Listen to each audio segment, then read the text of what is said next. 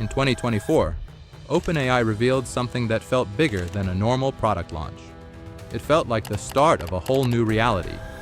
With only a few words typed into a prompt box, people could suddenly create cinematic worlds, impossible camera angles, dreamlike cityscapes, and scenes so realistic that creators everywhere started asking the same terrifying question. If AI can do this today, what happens to filmmaking tomorrow? How did a company with that much hype collapse in less than a year? Was it lawsuits, competition, or higher costs? Let's find out. At the beginning, Sora didn't feel like just another AI launch. It felt like the moment the internet collectively realized AI-driven video generation had arrived years sooner than anyone expected.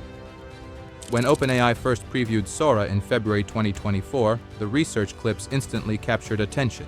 SUV driving down a mountain road, animated creatures beside candles, and people walking through Tokyo in the snow, all generated from text alone. Suddenly, anyone could generate short cinematic clips, remix stories, and insert themselves into AI scenes. Early discussion threads weren't comparing Sora to other AI image tools. They were comparing it to real filmmaking. Suddenly, amateurs were producing visuals that looked closer to indie shorts or Hollywood B-roll than AI experiments. The reactions online were equally intense. On X, YouTube, and Reddit, creators celebrated the ability to generate scenes previously only possible with teams, crews, and high budgets. One viral YouTube review called it the future of video creation, while tech commentators speculated that Sora might collapse the creative pipeline itself, letting any individual produce professional-looking content without cameras or sets. But the conversation wasn't all praise. Some early critics warned that the realism was also unsettling, pointing out lifelike outputs that could blur truth and fabrication. For YouTubers, advertisers, and solo creators, the promise was impossible to ignore. For many, it wasn't AI assisting creativity, it was AI replacing production itself. In that moment, Sora stopped looking like a creative experiment and began looking like OpenAI's next media empire. Then the hype evolved, yet again. Instead of remaining a research showcase, Sora began to resemble a full AI native video platform, with users generating viral short-form clips, remixing content, and pushing them into a dynamic discovery feed. Downloads soared. During its launch week, the standalone app briefly topped the iOS App Store charts, and Sora sparked trending tags across social platforms. For a short period, it genuinely looked like AI had become the production studio itself. But beneath the shimmering surface of early applause and runaway virality, cracks were already beginning to show. Cracks that would eventually become the fault lines in Sora's collapse. This is the point where the story stops being about art and viral clips and starts becoming a business thriller about survival inside the world's most powerful AI company. Because while generating text with large language models is already expensive, generating realistic video does not scale the same way.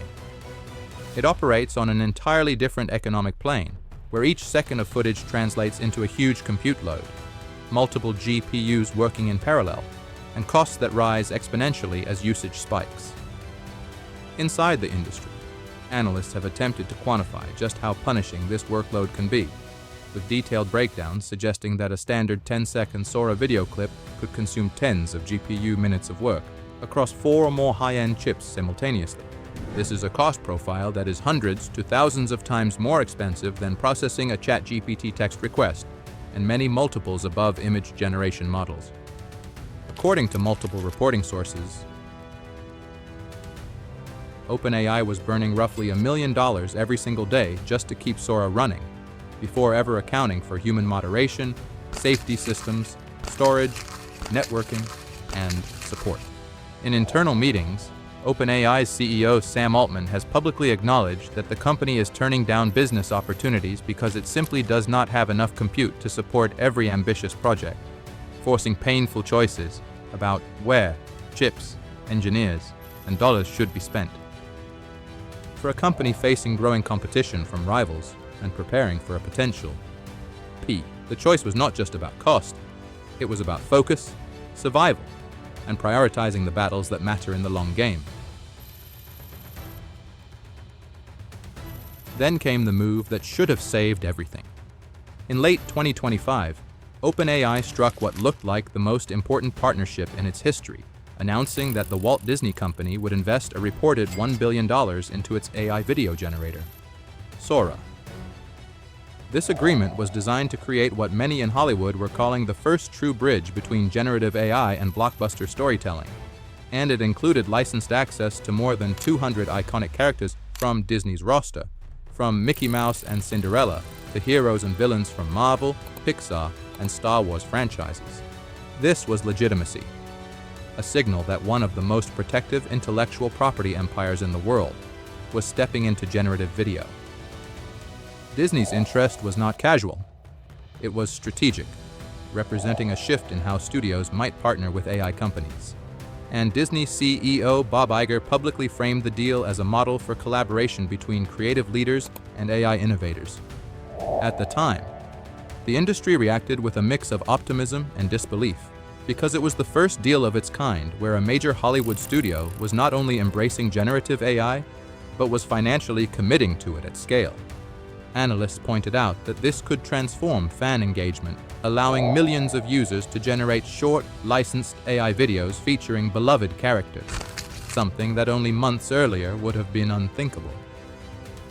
But then OpenAI killed Sora anyway. The shutdown was abrupt. What was considered so important inside OpenAI to justify sacrificing a billion-dollar entertainment future? Was it the realization that generative video was too expensive? Is long-term monetization impossible under current infrastructure constraints? Or was this part of a broader internal pivot toward enterprise products and strategic focus as pressure mounted ahead of a possible IPO? The financial story explains part of Sora's collapse, but the public backlash made its shutdown feel inevitable. Sora made videos that looked disturbingly real, and many of them quickly spread across social platforms with little context. Within weeks of its viral launch, the app triggered a broader online trust crisis as unauthorized deepfakes of famous figures circulated without consent, drawing sharp criticism from estates and rights holders. Videos featuring Michael Jackson, Martin Luther King Jr., and Mr. Rogers doing outlandish or disrespectful things were widely shared until OpenAI was forced to tighten restrictions. This wasn't just hypothetical fear. Families of dead celebrities publicly expressed horror at AI-generated videos, showing deceased figures in lifelike scenes that never actually existed. Researchers, advocacy groups, and rights organizations sounded the alarm that AI-generated video could be used for fraud, bullying, intimidation, and misinformation, with AI slop flooding feeds on TikTok, Instagram, X, and YouTube. At the same time, misinformation fears extended beyond celebrity clips. AI-generated content has already begun influencing political discourse and advertising, with deepfake videos being used in campaign-style clips and manipulated ads around elections, raising new concerns about how synthetic media could affect public opinion and democratic processes. One of the most urgent shifts we're seeing is global regulation catching up with technology. Governments and platforms are beginning to write the rules for AI-generated media, and those rules are becoming real fast. In India, new digital media rules passed in 2026 require platforms to label AI-generated content and remove deepfakes within tight timelines, forcing companies to take authenticity and compliance seriously. At the same time, lawmakers in the European Union are pushing some of the most extensive AI laws in the world. Courts are also stepping in on behalf of individuals. In India, the Delhi High Court recently granted a restraining order protecting cricketer Gautam Gambhir's personality rights. International research groups and civil society organizations are calling for coordinated rules to govern misinformation and ensure transparency in synthetic media, arguing that without safeguards, trust online will continue to erode. And as the world races to craft those rules, one thing is clear. The future of AI video will not be dictated by technology alone. It will be shaped by law, by culture, and by the voice of the public, that demands both innovation and accountability. Thank you for watching. Let me know your thoughts in the comments.